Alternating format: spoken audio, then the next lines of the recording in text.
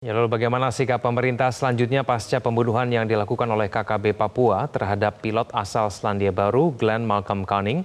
Sudah bergabung bersama kami tenaga ahli utama Kedeputian 5 Kantor Staf Presiden, Theo Fransus Litaai. Pak Theo, selamat sore. Selamat sore, Mas Kevin. Ya, terima kasih atas waktunya bersama kami di Prime Time News. Pak Theo, lagi-lagi pilot asal Selandia Baru menjadi korban kekerasan dari KKB. Apakah bagi Istana penanganan keamanan di Papua ini sudah dijalankan dengan maksimal, Pak Theo? Mas Kevin, atas nama pemerintah Indonesia kami menyampaikan turut belasungkawa kepada keluarga Kapten Glenn Malcolm Canning yang menjadi korban dari aksi kekerasan yang dilakukan oleh KKB kemarin. Bukan saja keluarga yang kehilangan, tetapi masyarakat di wilayah pegunungan di Papua juga kehilangan karena Glenn Malcolm Canning selama ini bekerja keras untuk membantu berbagai kegiatan dari masyarakat. Kami mengecam keras kejahatan yang terjadi. Aksi keji ini tidak dapat ditoleransi dan tidak memiliki tempat di Indonesia, sebagaimana yang telah ditegaskan oleh Bapak Presiden Jokowi pada tanggal 21 Maret 2024.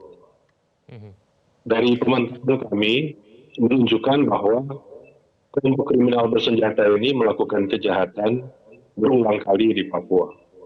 Data tahun 2023 menunjukkan ada 61 orang yang tewas akibat kejahatan dari KKB ini. Ya. Untuk tahun 2024, di bulan Januari sampai Maret, itu sudah gugur sebanyak 7 orang. Ada TNI 2 orang, anggota Polri 3 orang, masyarakat sipil 2 orang. Kemudian fasilitas umum dan kantor pemerintah ada yang dibakar sebanyak 7 unit. Data Komnas HAM menunjukkan bahwa setidaknya 12 peristiwa kekerasan itu dilakukan oleh KKB sepanjang bulan Maret sampai April 2024. Ya. Jadi ini merupakan perhatian yang diberikan oleh pemerintah kepada apa yang dilakukan oleh kelompok-kelompok yang ingin untuk memperoleh pengaruh ekonomi di wilayah beberapa wilayah tertentu di Papua. Oke, Pak Theo. Aksi-aksi yang dilakukan itu, ya, Pak silakan Theo, Mas Kevin. mohon maaf saya potong. Juru bicara KKB yang mengaku melakukan pembunuhan itu mengatakan meninggalnya pilot Selandia Baru ini adalah tanggung jawab dari TNI dan Polri karena mereka sudah berkali-kali mengatakan itu adalah wilayah terlarang dan wilayah konflik yang seharusnya tidak ada lalu lintas helikopter di situ. Nah, Istana setuju. Menurut Istana siapa yang bertanggung jawab dengan peristiwa ini? Yang bertanggung jawab adalah pelaku dari kejahatan ini, bukan pemerintah. Jadi ini adalah tindakan kejahatan, tindakan kriminal yang terjadi di dalam yurisdiksi wilayah hukum Negara Kesatuan Republik Indonesia, di mana di dalamnya ada hukum yang berlaku. Dan setiap orang yang berada di dalam wilayah yurisdiksi Negara Kesatuan Republik Indonesia wajib untuk tunduk dan patuh kepada hukum yang berlaku. Dan tidak ada satu penasihat apapun yang berwenang, yang berhak untuk menetapkan wilayah hukum Republik Indonesia sebagai wilayah peperangan tertentu secara sepihak. Apalagi disampaikan oleh orang yang bukan warga negara Indonesia dan berada di luar negeri. Saya kira ini merupakan pernyataan-pernyataan yang sifatnya politis, secara aventurir, dan tidak bertanggung jawab. Ini tidak benar. Kita harus menegakkan hukum. Oleh karena itu pemerintah bertekad untuk melakukan pengusutan secara tuntas, mengejar pelakunya dan melakukan penindakan secara tuntas. Aksi-aksi ini merupakan perbuatan keji, kejam, dan biadab yang bertentangan dengan kemanusiaan. Saat ini Satgas Damai Kartens dan pemerintah sedang menangani kejadian ini dengan pendekatan keamanan yang komprehensif. Langkah-langkah ini diharapkan dapat mengurangi aktivitas KKB dan mengembalikan rasa aman bagi masyarakat di Papua.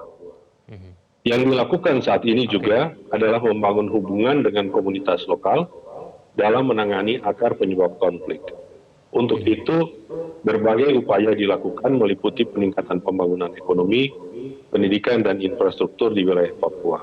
Apa yang terjadi di Alama ini menunjukkan bahwa salah satu program pemerintah yang sedang digencarkan saat ini untuk pembangunan kesejahteraan di wilayah Papua ternyata diganggu dengan tindakan-tindakan yang tidak bertanggung jawab semacam ini. Dan akibatnya yang menjadi korban adalah pihak sipil, yaitu pilot, serta masyarakat juga menjadi korban karena layanan kesehatan, pendidikan, infrastruktur, ekonomi menjadi terganggu. Saya kira ini yang sedang kita upayakan untuk melaksanakan penegakan hukum sesuai dengan hukum dan hak asasi manusia untuk memastikan adanya kondusivitas wilayah. Jadi dia dilaksanakan secara holistik yang diharapkan dapat membawa keadilan dan perdamaian jangka panjang dan stabilitas di Papua. Ya, Pak Theo, bagaimana kemudian dengan nasib Kapten Philip Mark Mertens yang sudah lebih dari 1 tahun menjadi sandera? Apakah bagi Istana perlu pendekatan keamanan yang berbeda yang sudah diterapkan selama ini supaya kemudian kejadian pelanggaran keamanan ini tidak terus berulang, Pak Theo?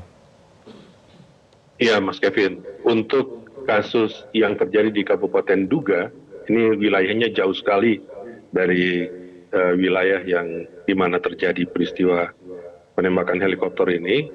Kita bisa melihat bahwa pemerintah terus melakukan upaya pendekatan melalui pemerintah daerah maupun pemerintah pusat dan penegak hukum dan para tokoh agama yang ada di wilayah Kabupaten Duga itu.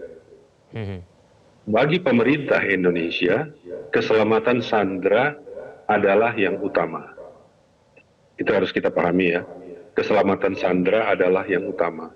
Jadi berbagai upaya dilakukan untuk bisa diselesaikan tanpa menimbulkan ancaman terhadap keselamatan jiwa dari sandera ini.